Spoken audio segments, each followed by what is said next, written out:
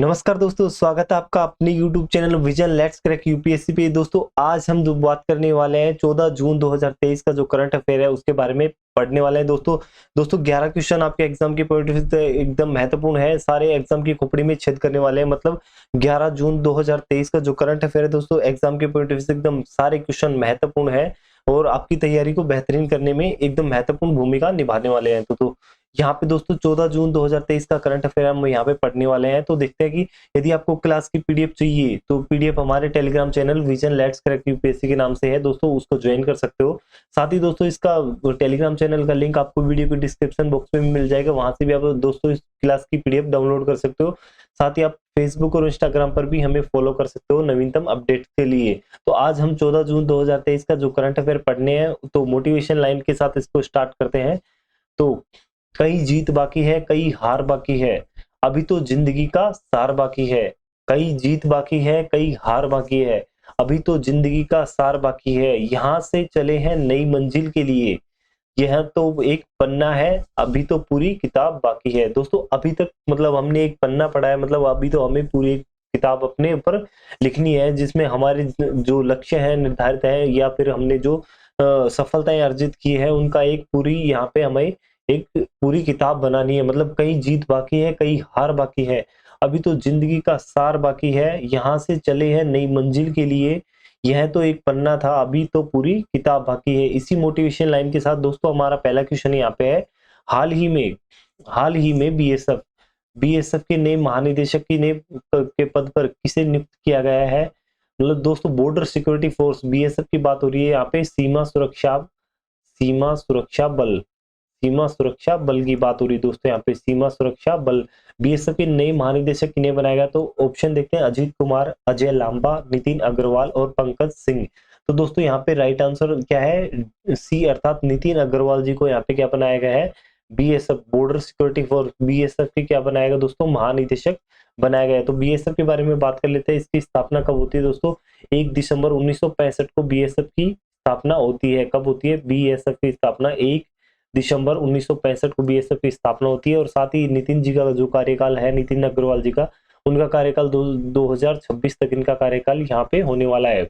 मतलब 2023 से दोस्तों ये 2026 तक यहाँ पे कार्यकाल करने वाला है। किसमें, बीएसएफ के जो महानिदेशक है उसके रूप में यहाँ पे इनका कार्यकाल होने वाला है। तो दोस्तों बीएसएफ बॉर्डर सिक्योरिटी फोर्स सीमा सुरक्षा बल के रूप में है, जो दोस्तों यहाँ पे पाकिस्तान के साथ यहाँ पे सीमा, साथ ही यहाँ पे चीन के साथ सीमा दोस्तों यहाँ पे लगती है। साथ ही दोस्तों बांग्लादेश जो है, बांग्लादेश जो है उससे जो सीमा लगती है, तो उससे दोस्तों यहाँ पे सीमा से ये संबंधित यहाँ पे, और ये क्या करती है, भारत की जो बॉर्डर है उसकी रक्षा करती है बीएसएफ। तो यहाँ पे बीएसएफ के नए महानिदेशक नितिन अग्रवाल जी को बनाया। बीएसएफ की स्थापना 1 दिसंबर 1965 को होती है। दोस्तों एग्जाम के पॉइंट से एकदम महत्वपूर्ण क्वेश्चन है, क्योंकि नियुक्ति से संबंधित एक क्वेश्चन आपके एग्जाम में 1 या 2 क्वेश्चन आते हैं, तो यहाँ से ये क्वेश्चन आ सकता है दोस्तों। तो एग्जाम के पॉइंट से एकदम महत्वपूर्ण क्वेश्चन है। नेक्स्ट में बात करते हैं। तो हाल ही में भारत के किस राज्य द्वारा किसानों को फसल बीमा प्रीमियम में 100% यहाँ पे सब्सिडी का विस्तार किया गया है। मतलब कौन सा ऐसा राज्य है जिसके द्वारा किसानों को फसल बीमा जो प्रीमियम था दोस्तों उसका 100% यहाँ पे विस्तार कर दिया गया है। तो केरल, मेघालय, गुजरात और पंजाब। तो यहाँ पे राइट आंसर दोस्तों मेघालय इसका राइट आंसर होने वाला है, कि मेघालय राज्य के द्वारा यहाँ पे किसानों को, किसे दोस्तों यहाँ पे मेघालय राज्य के द्वारा किसानों को यहाँ पे दोस्तों फसल बीमा प्रीमियम है, फसल बीमा जो क्या है प्रीमियम, फसल बीमा प्रीमियम पर यहाँ पे 100% क्या दी है दोस्तों, यहाँ पे 100% सब्सिडी का क्या किया गया है, यहाँ पे सब्सिडी का विस्तार किया गया है मेघालय राज्य के द्वारा। तो ये भी दोस्तों एग्जाम के पॉइंट से एकदम महत्वपूर्ण क्वेश्चन है। तो नेक्स्ट क्वेश्चन की ओर बढ़ते हैं हम। यहाँ पे हाल ही में किस राज्य के द्वारा 2017 से 2021 तक जारी किए गए सभी ट्रैफिक चालान को यहाँ पे निरस्त कर दिया गया। दोस्तों यहाँ पे ट्रैफिक पुलिस द्वारा जो भी चालान भरे गए थे 2017 से 2021 तक की बात हो रही है यहाँ पे, तो वो सभी चालान किस राज्य के द्वारा यहाँ पे निरस्त कर दिए गए। तो ऑप्शन देखते हैं, राजस्थान, गुजरात, उत्तर प्रदेश और हिमाचल प्रदेश। तो यहाँ पे दोस्तों उत्तर प्रदेश का राइट आंसर है। मतलब उत्तर प्रदेश के द्वारा यहाँ पे 2017 से लेके 2021 तक की बात हो रही है दोस्तों। यहाँ पे सभी चालान जो बनाए गए थे ट्रैफिक पुलिस के द्वारा, सभी चालानों को यहाँ पे क्या कर दिया गया है, चालानों को दोस्तों निरस्त कर दिया गया है, निरस्त कर दिया गया है सभी चालानों को। तो यहाँ पे ये दोस्तों एग्जाम के पॉइंट से एकदम महत्वपूर्ण है। यहाँ पे नेक्स्ट क्वेश्चन की ओर बढ़ते हैं। हाल ही में कौन सा राज्य हाल ही में कौन सा राज्य स्थापित पवन ऊर्जा क्षमता के मामले में पहले स्थान पर पहुंच गया है, मतलब स्थापित पवन ऊर्जा क्षमता में पहले स्थान पर पहुंच गया है। तो बात करते हैं केरल, उड़ीसा, गुजरात और मध्य प्रदेश। तो राइट आंसर है दोस्तों इसका क्या होने वाला है, यहाँ पे गुजरात इसका राइट आंसर होने वाला है। गुजरात राज्य द्वारा यहाँ पे पवन ऊर्जा, गुजरात राज्य के द्वारा यहाँ पे पवन ऊर्जा क्षमता में दोस्तों, यहाँ पे पवन ऊर्जा क्षमता में यहाँ पे स्थापित करने में, पवन ऊर्जा क्षमता स्थापित करने में दोस्तों क्या हो गया, ये पहले स्थान पर, फर्स्ट स्थान पर कौन आ गया, यहाँ पे गुजरात का स्थान आ जाता है दोस्तों। गुजरात यहाँ पे पवन ऊर्जा क्षमता में स्थापित करने में पहले स्थान पर कौन है, गुजरात का स्थान आता है। तो नेक्स्ट क्वेश्चन की ओर बढ़ते हैं। हाल ही में जारी रिपोर्ट के अनुसार डिजिटल भुगतान रैंकिंग में कौन सा देश यहाँ पे शीर्ष स्थान पर रहता है, कौन सा देश डिजिटल भुगतान में दोस्तों यहाँ पे शीर्ष स्थान पर रहता है।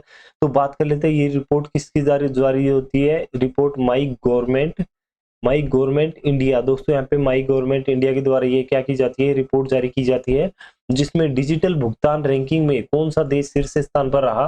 तो बात करते हैं कनाडा, नेपाल, भूटान और भारत। तो यहाँ पे राइट आंसर दोस्तों भारत है, मतलब माई गवर्नमेंट इंडिया के द्वारा ये रिपोर्ट जारी की गई डिजिटल भुगतान में कौन सा देश शीर्ष स्थान पर है, तो भारत। यहाँ पे डिजिटल लेन देन दोस्तों, यहाँ पे लेन देन क्या हो रहा है, यहाँ पे अधिकतर मात्रा में यहाँ पे लेन देन दोस्तों किस माध्यम से हो रहा है, डिजिटल रूप से यहाँ पे लेन देन हो रहा है। किसके द्वारा ये रिपोर्ट जारी की गई, माई गवर्नमेंट इंडिया के द्वारा ये रिपोर्ट जारी की गई। साथ ही भारत का जो दोस्तों भारत में विश्व का 48%, भारत में मतलब विश्व में जितना ट्रांजैक्शन होता है दोस्तों, ऑनलाइन लेन देन होता है, डिजिटल भुगतान होता है, तो उसमें दोस्तों यहाँ पे भारत में उसका कितना होता है 48%, मतलब अकेले पूरा भारत यहाँ पे 50% के लगभग यहाँ पे दोस्तों क्या करता है, डिजिटल रूप से लेन देन करता है। इसी स्थान पर यहाँ पे डिजिटल भुगतान रैंकिंग में शीर्ष स्थान पर कौन रहा है, यहाँ पे भारत। और ये रैंकिंग किसके द्वारा जारी की गई, माई गवर्नमेंट इंडिया के द्वारा ये रैंकिंग जारी की गई। तो ये एग्जाम के पॉइंट से एकदम महत्वपूर्ण है दोस्तों ये क्वेश्चन है। तो नेक्स्ट क्वेश्चन की ओर बढ़ते हैं। हाल ही में किन देशों के मध्य एक्वेरियन संयुक्त युद्धाभ्यास प्रारंभ किया गया है, मतलब कौन से दो देश हैं दोस्तों यहाँ पे जिनके मध्य एक्वेरियन संयुक्त युद्धाभ्यास प्रारंभ किया गया। तो ऑप्शन देखते हैं, भारत और श्रीलंका, ईरान और भारत, म्यांमार और भारत और मालदीव। तो यहाँ पे राइट आंसर दोस्तों डी अर्थात भारत और मालदीव इसका राइट आंसर है, कि भारत और मालदीव के साथ यहाँ पे एक्वेरियन दोस्तों, यहाँ पे एक्वेरियन जो संयुक्त युद्धाभ्यास है ये प्रारंभ किया गया है भारत और मालदीव के बीच। दोस्तों युद्धाभ्यास से संबंधित क्वेश्चन अक्सर एग्जाम में हमेशा एक क्वेश्चन आता है। तो हाल ही में ये दोस्तों एक्वेरियन जो संयुक्त युद्धाभ्यास हुआ भारत और मालदीव के मध्य, तो ये दोस्तों एग्जाम के पॉइंट से एकदम महत्वपूर्ण क्वेश्चन है। नेक्स्ट क्वेश्चन की ओर बढ़ते हैं। हाल ही में किन देशों के मध्य उद्योग परिसंघों की संयुक्त गोलमेज बैठक का आयोजन किया दोस्तों। ये पहली गोलमेज बैठक थी, पहली गोलमेज बैठक दोस्तों पहली फर्स्ट गोलमेज बैठक थी जिस किन देशों के मध्य आयोजित हुई। भारत और ऑप्शन देखते हैं, भारत और नेपाल, भारत और ऑस्ट्रेलिया, भारत और म्यांमार, भारत और न्यूजीलैंड। तो दोस्तों राइट आंसर क्या है, भारत और न्यूजीलैंड के मध्य दोस्तों ये क्या होती है, फर्स्ट गोलमेज सम्मेलन जो संयुक्त बैठक थी भारत और न्यूजीलैंड के मध्य आयोजित। इसका आयोजन कहाँ पे होता है दोस्तों, नई दिल्ली में इसका आयोजन होता है। कि भारत और न्यूजीलैंड के जो है उन दोनों देशों के मध्य दोस्तों ये गोलमेज संयुक्त बैठक जो आयोजित हुई, कहाँ पर आयोजन हुआ, नई दिल्ली में इसका आयोजन हुआ। और दोस्तों ये इन दोनों के मध्य क्या थी, ये पहली बैठक इन दोनों के मध्य आयोजित की गई संयुक्त गोलमेज बैठक। दोस्तों किसके संबंधित, उद्योगों से संबंधित दोस्तों, यहाँ पे आयात निर्यात कर घटाने या फिर उनमें और सुधार करने, दोनों के मध्य मैत्रीपूर्ण संबंध व्यवहार करने जिससे आयात और निर्यात में वृद्धि हो सके। तो इसी आधार पर ये गोलमेज संयुक्त जो गोलमेज बैठक हुई इसका आयोजन दोनों भारत और न्यूजीलैंड के मध्य हुई दोस्तों, तो ये एग्जाम के पॉइंट ऑफ व्यू से एकदम महत्वपूर्ण है। यहाँ पे स्टार मार्क लगाइए दोस्तों, एग्जाम के पॉइंट ऑफ व्यू से एकदम सारे क्वेश्चन महत्वपूर्ण है।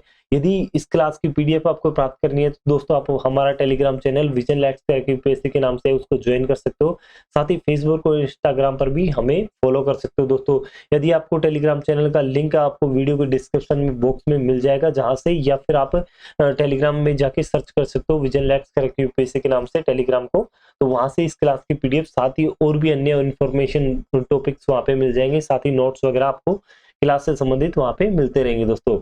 तो चैनल पे नए हैं तो लाइक, सब्सक्राइब और शेयर जरूर कर लेना। साथ ही बेल आइकन को दबा लेना, जिससे कि दोस्तों आने वाली वीडियो का नोटिफिकेशन आपको तुरंत प्रभाव से मिल सके।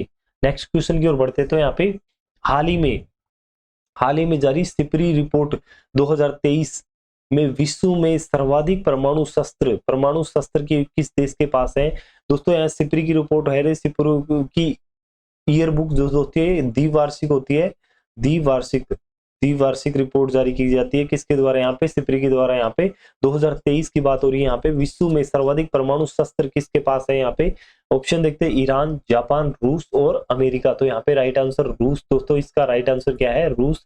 और दो रूस पहले स्थान पर आता है, साथ ही यहाँ पे अमेरिका दोस्तों यहाँ पे सेकंड स्थान पर आता है। मतलब सर्वाधिक परमाणु दोस्तों यहाँ पे परमाणु शस्त्र किसके पास है, परमाणु शस्त्र किसके पास है, यहाँ पे रूस के पास सर्वाधिक परमाणु शस्त्र। उसके बाद द्वितीय स्थान किसका आता है, यहाँ पे अमेरिका का द्वितीय स्थान आता है। ये किसकी रिपोर्ट है दोस्तों, यहाँ पे सिपरी की दोस्तों, यहाँ पे सिपरी ईयरबुक रिपोर्ट 2023 यहाँ पे जारी की गई है। तो यहाँ पे सिपरी का हेडक्वार्टर देख लेते हैं। इसका हेडक्वार्टर कहाँ पे है दोस्तों, स्टॉकहोम में इसका क्या है, मुख्यालय है।